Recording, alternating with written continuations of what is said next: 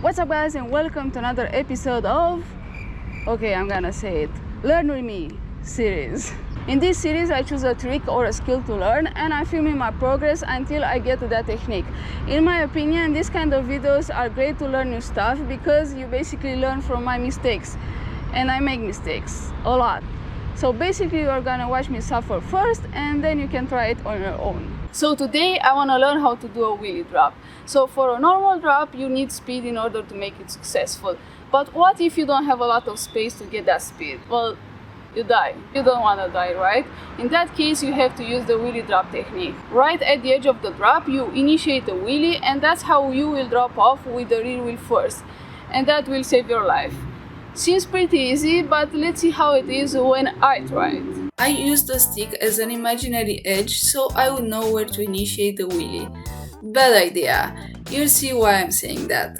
Unlike the traditional wheelie where you rest your bum on the saddle, here you have to stand up, which was a little bit weird at the beginning. I found it kinda difficult to keep up the front wheel up as I was standing up, but I was determined to practice more. Until a skillful but cute thief decided to interrupt me. But he was a good boy and gave my imaginary edge back. Okay, I think I got it. You need like 1.5 pedal rotation to complete this drop. And it's kind of weird because my dominant foot is my right one and I start my wheelie with my dominant foot, the right one. And obviously when you land it with your left leg because you do just 1.5 pedal rotation. And it's kind of weird at the beginning, but in the end you get used to it. So yeah, now let's find a little curb to try this. Okay, first try off the curb. Oh no. The curb I found was more like a step, but it was perfect to practice the wheelie drop.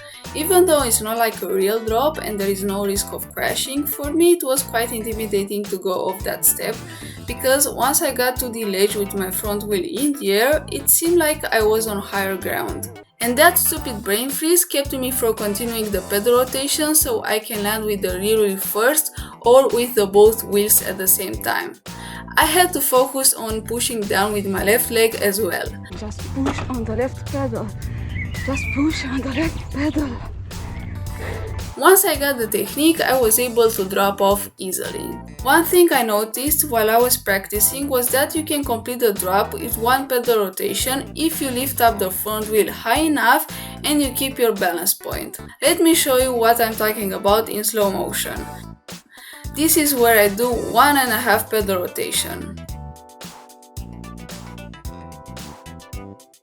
And this is where I do just one full pedal rotation, but this one requires more balance. So I moved to a slightly bigger drop.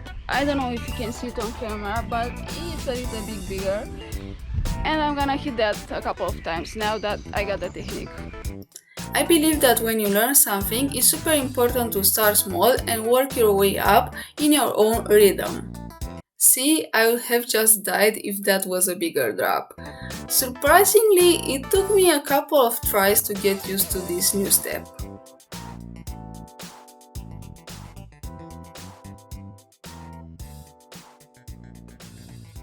So this is the wheelie drop. It's not really a difficult skill to learn, especially if you know the wheelie technique. You don't have to be very good at wheelies. I suck at wheelies, I am still struggling with them, but it's not like you have to do a wheelie across the entire park. You just have to initiate it. And that's why I found it much easier, and I'm so excited that I got it.